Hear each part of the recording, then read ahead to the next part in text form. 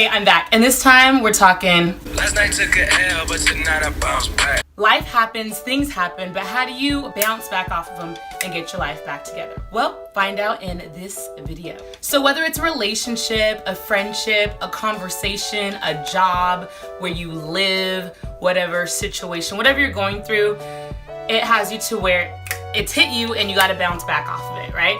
So whatever you do, if you kind of just hone in on these 3 things, then you don't have to make it more complicated than it needs to be, right? So whether it's a relationship you're in and you broke up or something happened in it and it has you feeling down, right? Whether it's a friendship that you have, maybe you're not as close as you need to be, or you're noticing your friendship is transitioning into just a different kind of friendship. Or a conversation where you went into the conversation optimistic and then it kind of just, after the conversation, left you kind of down about yourself or insecure or second guessing something.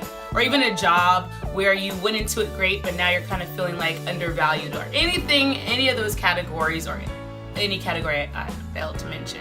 If you're feeling like something's kind of gotten down on you or kind of just like hit you, and how do you bounce back from it? All those things are coming at you like a ball, like life. It's gonna hit you, but it's not about, oh, why has it hit me? Why has it hurt my feelings? You know, one of my favorite sayings, it's not about what happens to you, it's about what you do about what happens to you. You become a judge all of a sudden. All right? So, how do you do it? Well, I just kind of focus on 3 main things. I prepare, I remind myself of who I am, and I pick myself up again. So the first thing, prepare.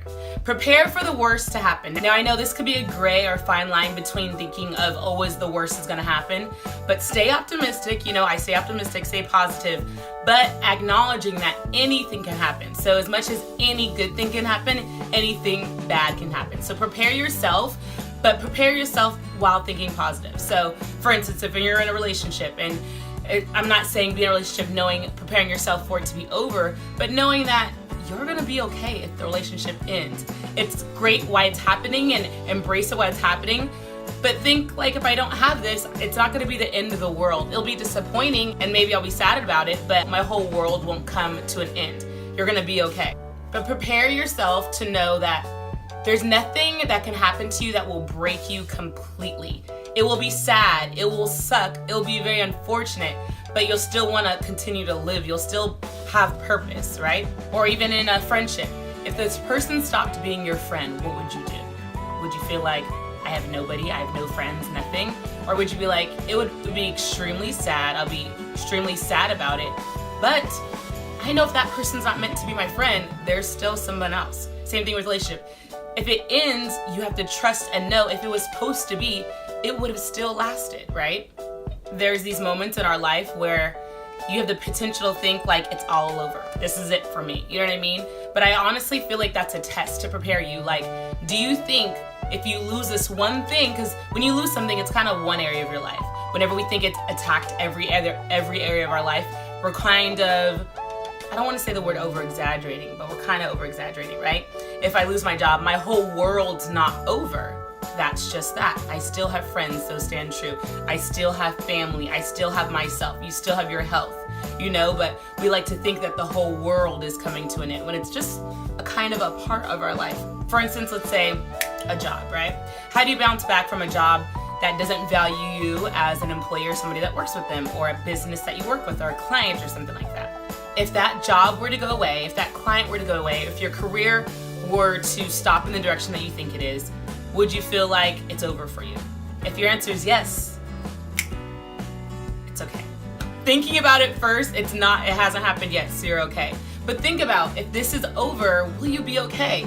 I'm not saying it won't be disappointing or sad or a horrible or it's gonna be fine, but knowing that your life still has purpose without that job. You're more than the way you make money. You're more than that, right?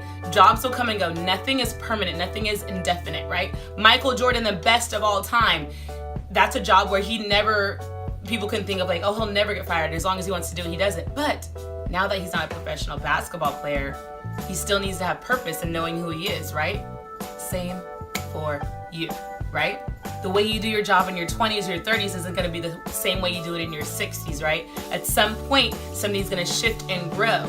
And if you only find purpose in that thing, in that job, or that purpose, or that person, when it's gone, you'll cease to have purpose or feel that you have purpose. So realizing everything in your life that came will also go. So you need to also be okay with that. Not saying don't be sad about it, but still feel and know that you have purpose. So when it happens, don't be like, I had no idea. Prepare yourself to know that it could happen, it might happen, and that you'll be okay if it does. Okay. I know one thing I went through was after I quit one of my major jobs, one of my dream jobs, I was robbed of all my things in New York City, right? I lost what at the moment seemed to me everything. Like, I only had the clothes on my body. Like, you literally took everything from me. But I needed to experience that to know that you can take everything that I own and I'm gonna be okay. Yeah, it sucked when it happened. Yeah, I was like, what?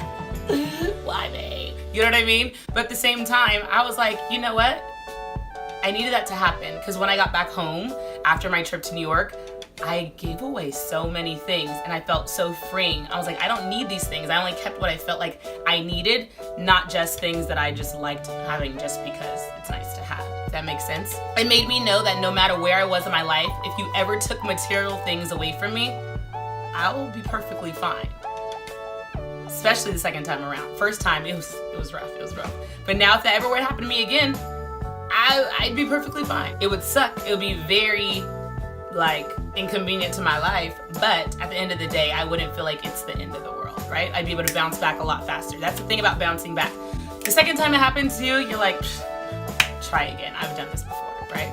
Number 2, remind yourself of who you are. I feel like that was like a quote from Lion King or Wakanda. It goes something like that. But anyways, remind yourself of who you are. Sometimes when you get caught up and down in a relationship or friendship or job or conversation, you forget your purpose. You forget, like, no, just because that person didn't find value in me and that job didn't find value in me doesn't mean I don't have great value. Like, for instance, recently I had a conversation with a really close friend of mine, and they weren't understanding the decision I've made to live the lifestyle that I live. Some people think, oh, she's busy all the time and why can't I just choose one thing and all these other things? But for me, I find value in using all my talents and all my skills. If I'm not using one and I'm only picking one, then I don't find purpose in that. And a lot of times people are like, well, just have hobbies. Why do you have to have them as jobs? Which is really weird, because I'm like, why are you telling me how to live my life?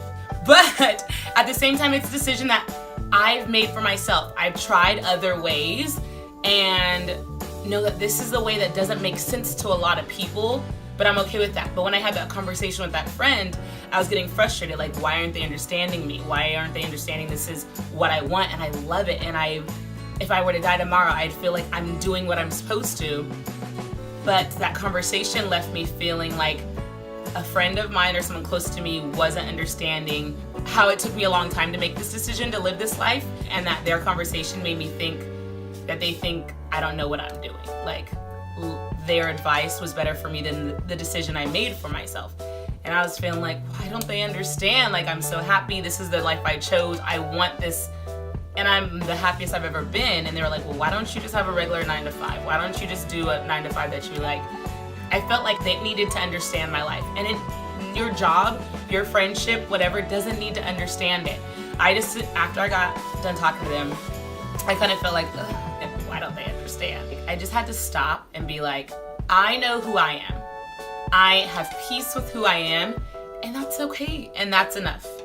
If even a close friend of mine doesn't understand the decisions that I've made and thinks that maybe I should do things a little differently, that's okay. It's not, my life isn't meant for someone to understand.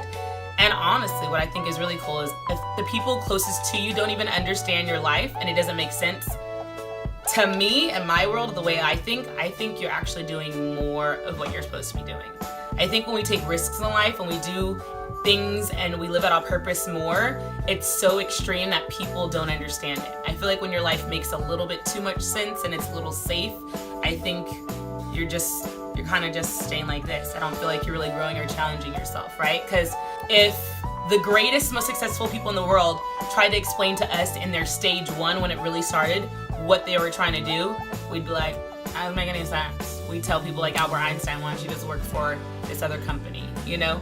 We tell the greats to just work for a company that's in the field that they like, instead of creating something for themselves or a lifestyle that's different than the regular. I can go off on a tangent on that, but I'm not. Just remind yourself of who you are.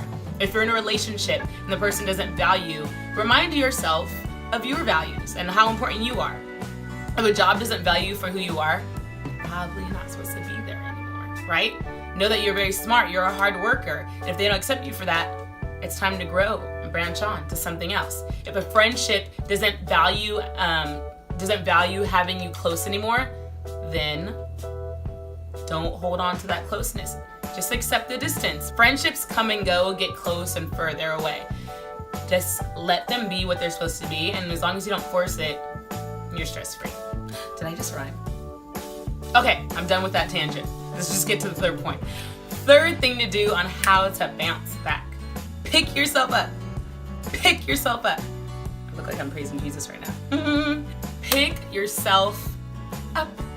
All right, so if something hits you, a conversation, a relationship, a situation brings you down, instead of staying down and feeling like, oh, that sucks and I'm sad and oh no, you gotta pick yourself up. So what does picking yourself up look like to you? For me, it starts with positive affirmations. After I remind myself of who I am, I go, you're smart, you're great. Like if it's with the job, I'm like, you're valued, you bring so much to the table. So how about you work for a company that notices your value, right? If that's what's important to you. You're not gonna find, when you're working for someone else, nothing's always gonna be perfect, but deciding what you wanna complain about. Like I'd rather complain about long hours and something that I'm obsessed in love with than doing something I hate and then only doing it for a few hours. That makes sense? That's just what I choose. Or maybe picking yourself up means watching a sermon, a podcast, reading a book, getting fresh air, working out, exercising, being active, hanging out with people. Because if you're down, sometimes we want to fall into this hole of, I'm alone, no one understands me, woe is me, right? So maybe being out with friends, or maybe because you distract yourself with friends, finally being alone by yourself and your own thoughts is the way you pick yourself back up again. Whatever that is, do that. Pick yourself back up. And that's it. Just keeping it simple to start and not overthinking how to bounce back from any situation, anything you're going through, I think is the best way. When we overthink it, we 3 hours go by and we're sitting there, we're like, what did I accomplish? Nothing but sadness and sad music. So if you have any questions or any other advice on how you love to bounce back, go ahead and let me know, or let all of us know in the comments below. Continue to subscribe or tell your homie, hey, I like these videos, you should watch them too. All right, and you can do that by hitting the subscribe button below and hit the bell, because sometimes it's every Friday, sometimes it's every other Friday. I'm either posting on here or on IGTV as well. Until the next video, peace, love, and balance. And balance. I don't know why I shimmy. At least I shimmy with my shoulders, not my boobs, right? Okay, that's it.